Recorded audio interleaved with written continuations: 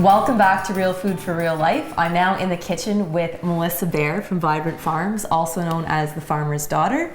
And we are going to be cooking up some seasonal recipes. Yes. So Melissa, this is actually Melissa's recipe that we're going to be cooking first. If you wouldn't mind sharing with everyone what we're going to be making. So I'm a soup. I love soup in the middle of winter or in even in this hot dead of summer. I actually like soup because for me it's really simple. I put the chicken in the crock pot or in the roasting pan and I just let it sit there for 72 hours and then I can come back to it and I roast squash and then all of a sudden I can freeze it if I have too much and you can make lots of it. So now you have like 7 portions for 7 days. And it freezes well, right? It freezes well and reheats really well too. So that was why I think I sort of in my busier times I just put it in the freezer and I can come back to it. So awesome. We love that. We're going to start with how to make broth. I guess that's the... Yeah, I think a lot of people tend to think when a recipe calls for broth that means going out and getting a can of chicken broth or beef broth. But this is actually a great way to utilize the full carcass and basically having no waste when you actually use meat too, which I really like. Yeah, well, I sell meat. So this is actually a chicken carcass. It's all the like the breasts, the legs, the wings have all been cut off, and this is just the carcass, and that's where you're going to get all the nutrients is in the bones. So we use that. That's what chicken stock is made from, anyways. So that's what we use that for the base of the broth. Exactly. And then of course you put carrots. So we'll chop some. I leave all my ends on. I don't worry about that. Chop that up.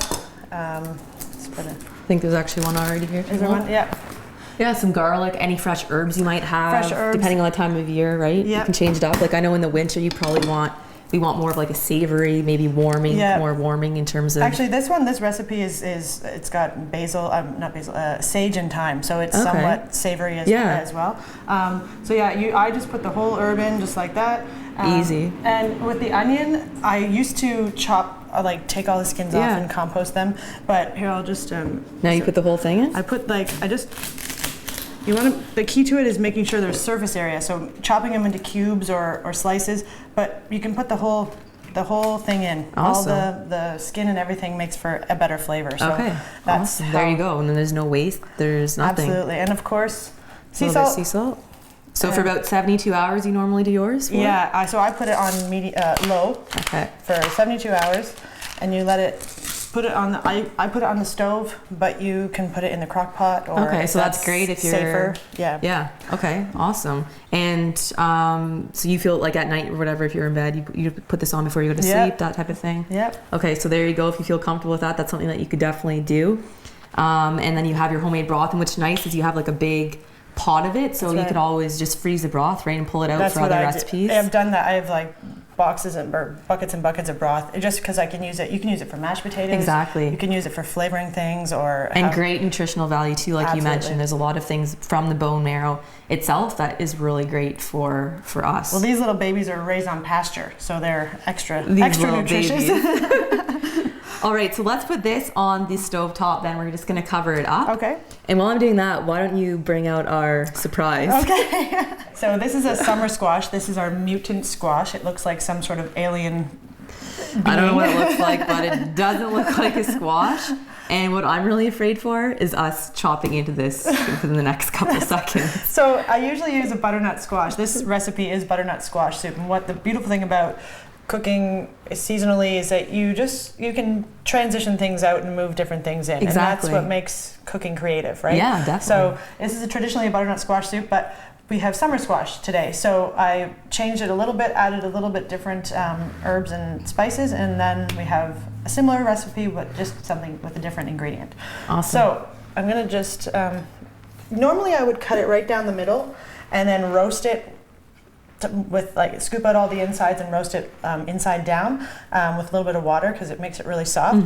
But I think for safety purposes, I think I'm just gonna chop off the one end here. Oh gosh, you wanna hold that? No pressure, I'll hold it down. I got this bad boy. Oh, okay. So this is the part you might need an assistance for. Yeah, that's what men are for. Men are for, or perhaps kids that are really, ticking you off. You want to get back. Make them sit on them. Make them sit on the squash. So it's really quite Oh, there goes my bracelet. Hey. It's really quite nice and orange and yellow inside. So it makes for... Yeah, it's a beautiful flavor. color, actually. It's a different flavor than butternut squash, but it still makes for quite nice soup. So yeah, and I there's mean, lots based of on it. the color, we can see that there probably would be different, because it's yellow and not that bright orange, there's going to be less beta carotene than That's if it was right. a vibrant orange, like a kind of like a acorn squash or That's something right. like that. So that's what's always what I love about the seasons That's too, right. and how it's changing, because I always say Mother Nature knows what she's doing. Just like the reason why I crave tomato sandwiches like right now, because all the tomatoes are in bloom. Exactly. I don't know why, but Yeah. maybe that's why. Yeah, no, So- it means you're in balance, I think. Right. So then what we do is, wait, here, do you want to move that out of the way there? All right. So what I do is I just, if you're roasting with butternut squash or any squash, you can just cut it into smaller bits and roast it in the oven. Like I said, you can roast it top side down as well. Okay. So if you want it, we would just do it like Grease this. grease the baking sheet with a little coconut oil is normally what I would do. Is that what you would do as well? Yeah, it's yeah, you want it, or tin foil. Obviously, that's not so good for the aluminum content, but any sort of non-stick that you can get is helpful. So, hello there, buddy. How's it going? The size of a small child. Become friends with these summer squash. You stick it on there. So just like that. And I mean, this would make a ton of soup, right? Oh so yeah, it does.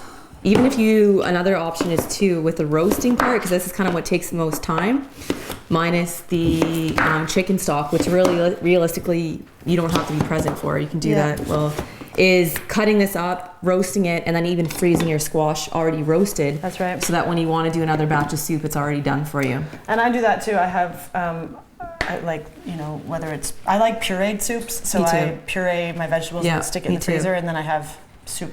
So speaking of puree, what we're going to do now is actually put this in the oven. We're going to roast it, and when you come back, we're going to be pureeing our soup and showing you how to do that. Stay tuned. We'll be right back.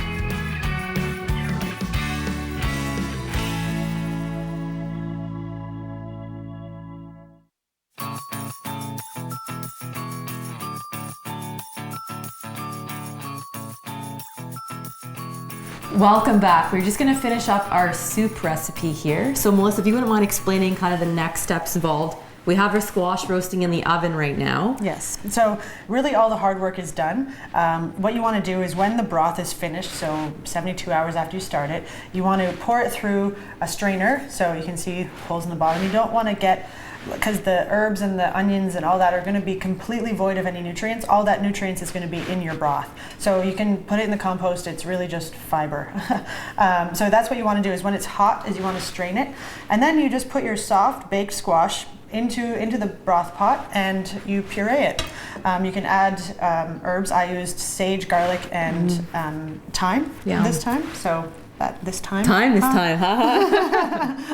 So it's really, I try to keep it simple. I say you start with good food. You usually end up with good food, but our taste testers will be the judge of that. Yes, that will be the true test and the moment of truth, as I always say. So we've done that. You'll get to see the finished product with the soup in just a few minutes when we get to the taste testing. But first, I'm going to show you my next recipe, which is actually sour cream and onion kale chips. And this is a great substitute for regular potato chips, a really healthy snack for kids' lunches, adult lunches. And the sour cream and onion flavor also has some kind of additional nutritional benefits as well to it.